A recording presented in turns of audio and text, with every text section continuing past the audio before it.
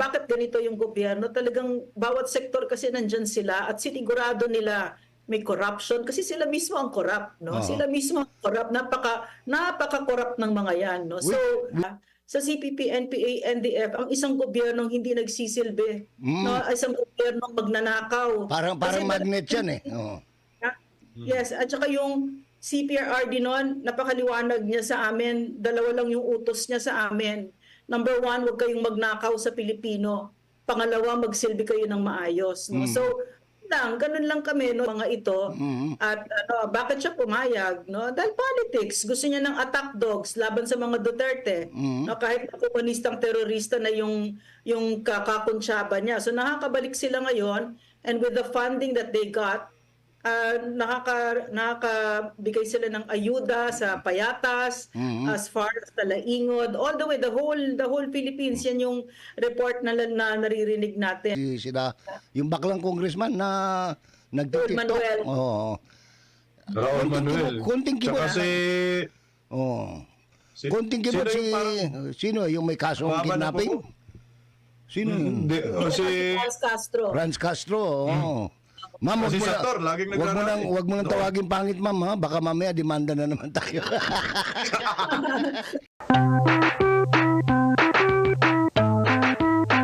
Mga OFWs, lahat ng mga Pilipino at lahat ng nakikinig ngayon. Ayan. Magandang hapon. So, hindi pala humihinto yung mga pulahan na humihiling na mabuwag itong NTF-ELCAC, Doc. Kasi yung palang hinihiling nila kay President BBM. Mukhang hindi sila pinagbigyan pa. Oo. Jay, no, and June at mga kababayan, habang nadidistract tayo sa politics, yung CPP, NPA, NDF, yung 15th deadliest terrorist organization, at yung number one na public enemy natin, internal security problem natin, ay dinahan-dahan tayo at ginapang dahan-dahan, at nang makabalik sila sa Kongreso at makarecover. No? Oo. So totoong nangyayari ito, no? So, and they have clocked some victories, at yung totoo lang, nakaka-recover sila. Yan ang gusto kong unawain, ano. Kasi noon, for 6 years, bago mo po si President Marcos, talagang halos anino na lang ang natitira sa kanila eh. Paano nangyari na parang ang lakas-lakas nila, ng loob nila ngayon, at ang ingay-ingay nila, Doc? Unfortunately, Jay, June at mga kababayan, it's really gutter politics, rotten politics, no? Leaders who don't really love their country na makikipagkuntsabahan pa sa CPP, NPA, NDF. And I'm talking about, unfortunately, our own speaker, no, na kumampi dito sa CPP, NPA, NDF. Naloko siya ng mga ito. At bakit siya pumayag? No? Dahil politics. Gusto niya ng attack dogs laban sa mga Duterte. No? Kahit na komunistang terorista na yung kakakuntsaba niya. So nakakabalik sila ngayon, and with the funding that they got, nakakabigay sila ng ayuda sa payatas, as far as Talaingod, all the way, the whole Philippines. Yan yung report na naririnig natin, no? So yan ang I never, Jay, June, mga kababayan, hindi ko talaga na-imagine ito, kasi ang ibinigay namin sa kanila ay isang CPP, NPA, NDF na naghihingalo na. No, konting tulak na lang, tapos na siya. Oo. No? Pero lumakas pa, no? Parang nabilog ang ulo ng speaker into gravitating to them, 'di ba? Ganun Yeah. 'yon. Yes. Ngayon, ang gusto kong malaman, Doc, ano ang epekto kung sakali lang, kasi we will never know, baka bukas makalawa magbago na naman ang isip ng presidente, no? At pagbigyan sila. Ano ang impact pag nabuwag yung NTF-ELCAC?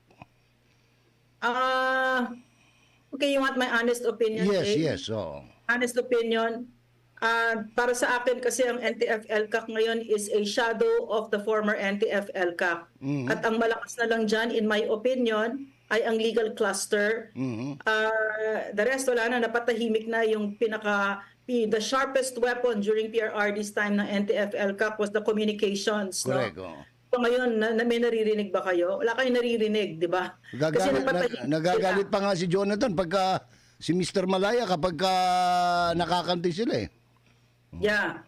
At saka maririnig mo, for instance, kay Paul Gutierrez na PT Forms, no? Oo. Na yung red tagging. Oo. Sa kanya pa mismo ang gagaling yan, no? So, Dating presidente pa yan ng National Press Club, ha?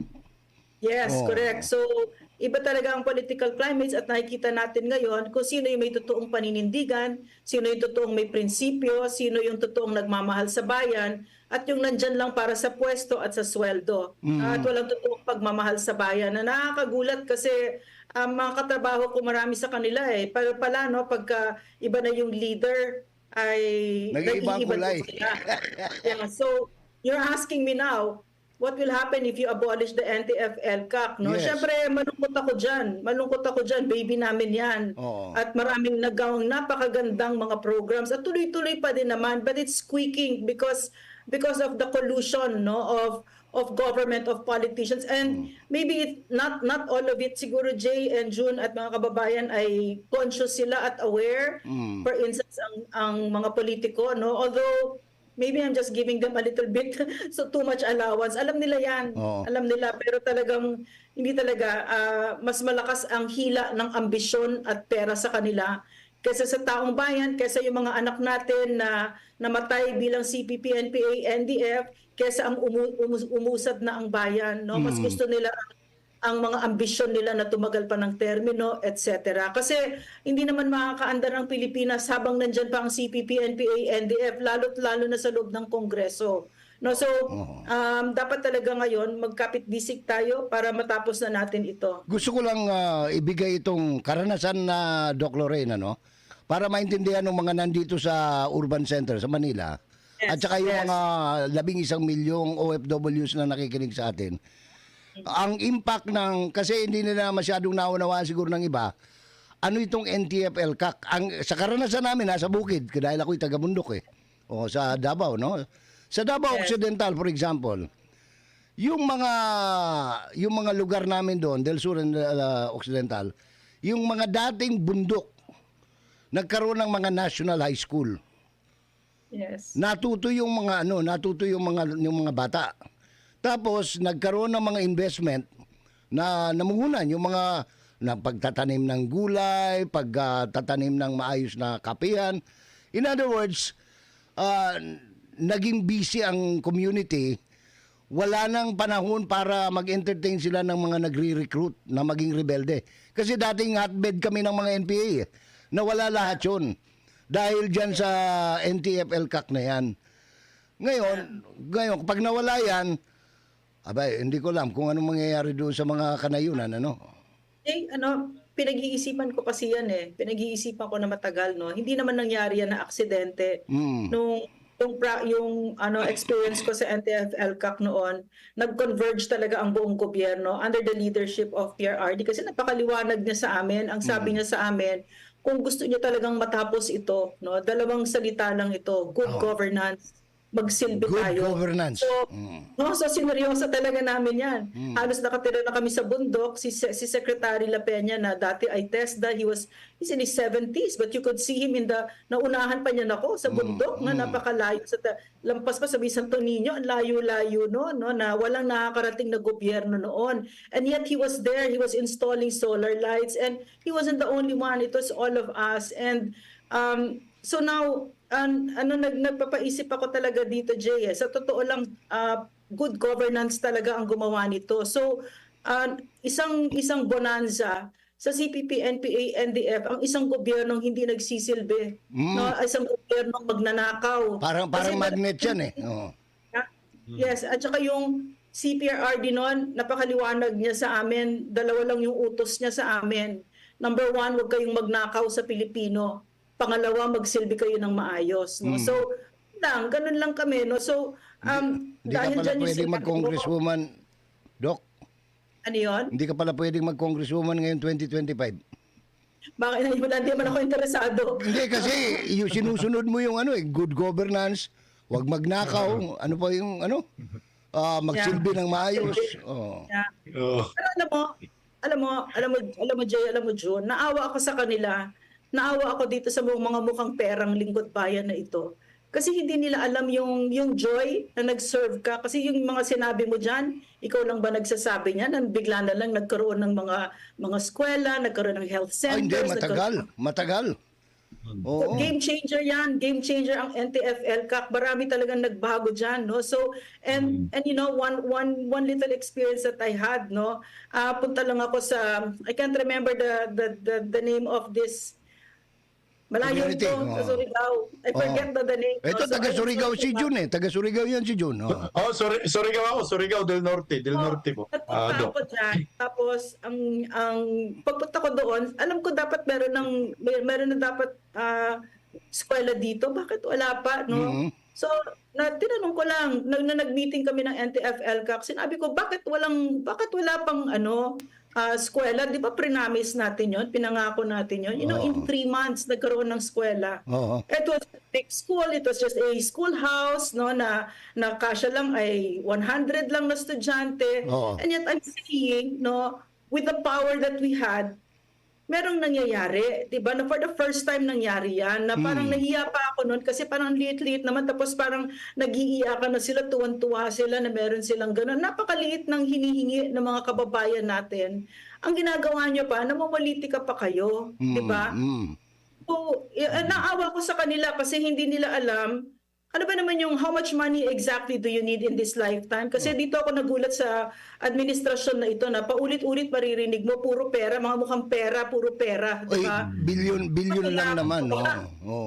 So, naisip ko, alam mo, hindi nila alam yung joy of totoo na nagsisilbi sa bayan. Yun doon ako naawa sa kanila. And, Pwede magtanong, Doc? sige, John. Doc, nung panahon ni Pangulong Duterte, yung NTF-ELCAC ay talagang nakatutok ho kayo, no? Pati yung Duterte admin. Sa panahon ba ngayon ni Pangulong Bongbong Marcos, tutok ba sila o napabayaan ng husto? Itong NTF-ELCAC. Nakatutok ba? As much as they can. Pero for instance, yung sa strategic communications cluster, ang naririnig ko sa kanila puro excuses, no, na our hands are tied. Ayaw ni si Cheloy Garafil nagsabi agad-agad nung pagkaupo nila, wag mag-red tag, no, sa gobyerno mismo nangyayari yun, no. Napansin namin yun. Parang sila pa ang sila pa ang nagsasabi, ay yung SMNA kaya yan kasi red tag na red tag. Parang teka muna. Tayo ko ba kalaban sa mga yan tapos kami gagawin niyo ng kaso. At saka ano bang CPP? Di ba ang CPP number 1 kalaban niyan ay gobyerno, papabagsakin ng gobyerno.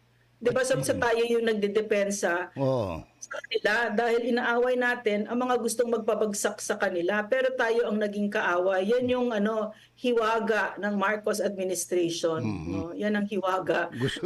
Gusto ko yung hiwaga.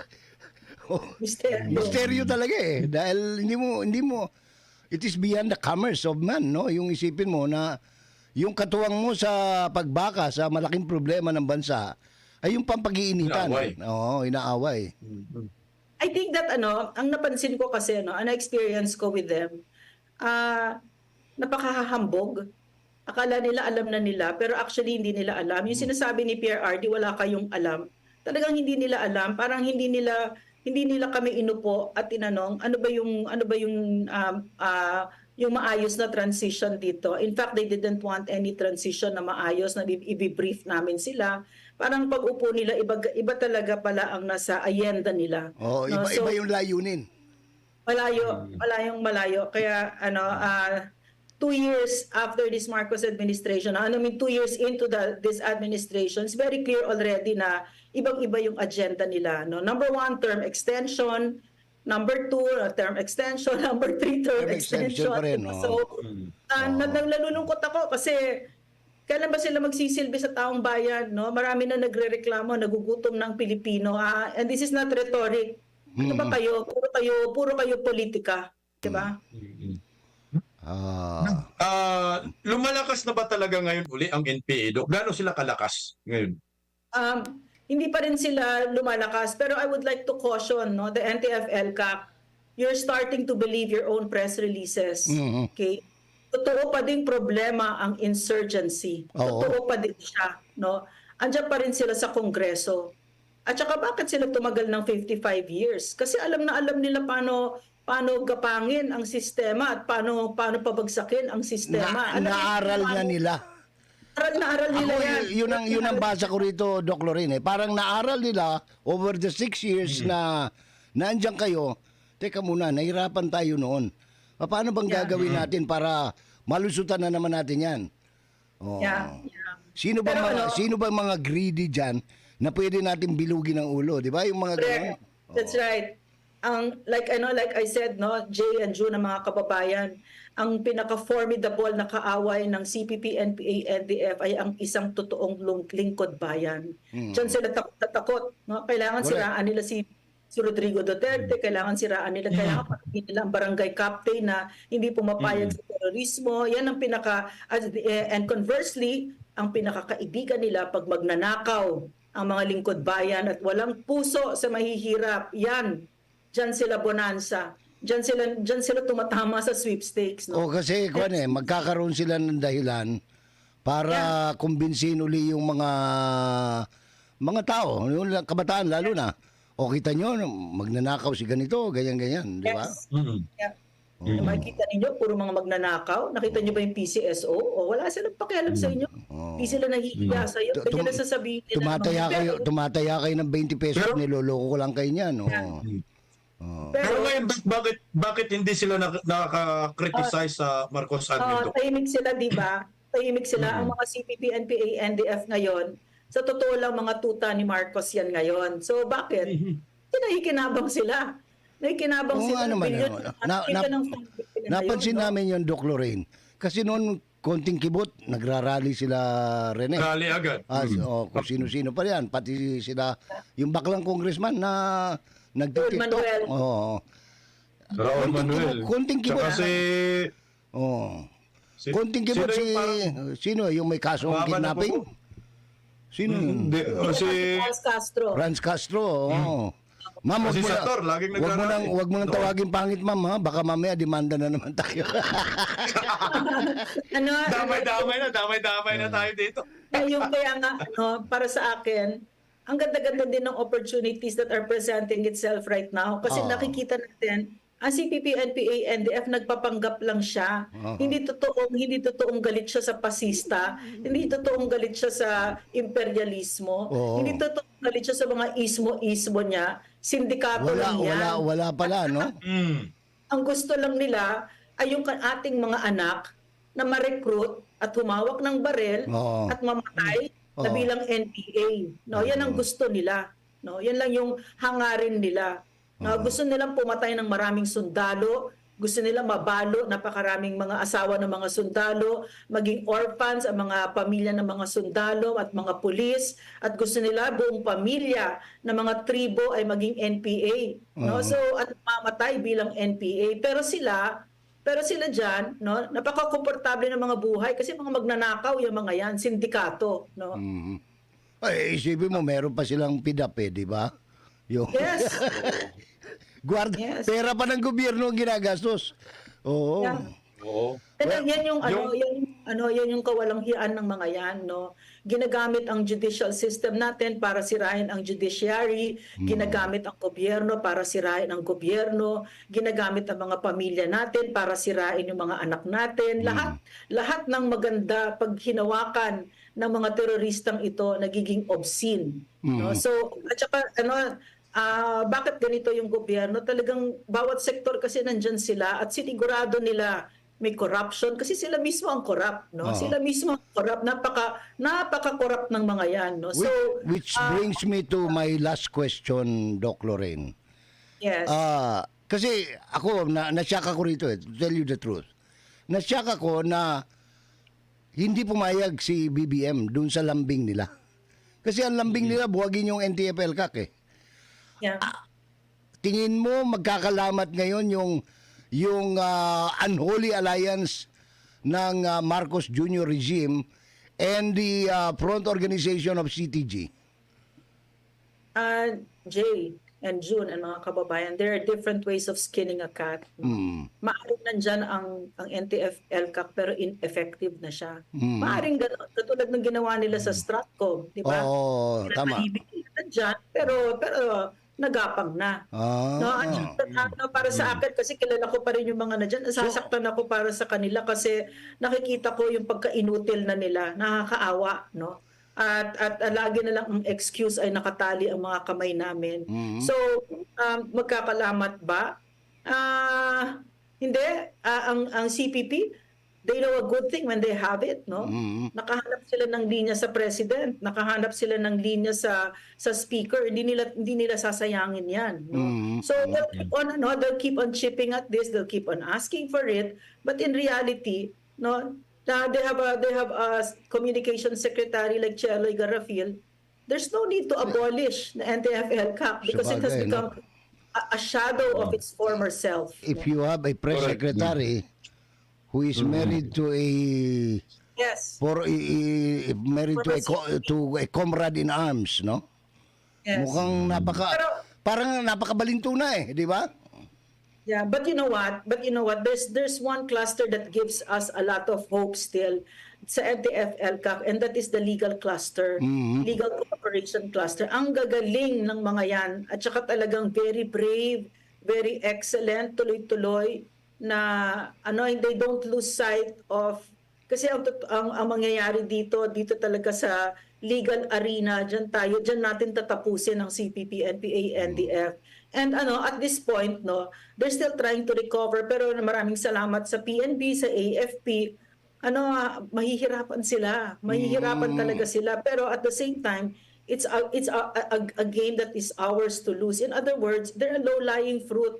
Madali na silang pitasin. So at this point, no, parang for me, if as much as we can, okay, we can criticize this government, we can criticize the president, etc. But we link arms with him, we link arms with each other kasi hindi tayo makakaandar pag andyan ang komunistang teroristang ito. Tapos pag tinanggal na natin yan, lilipad tayo. Lilipad tayo. Doc Lorraine Badoy, kami nagpapasalamat.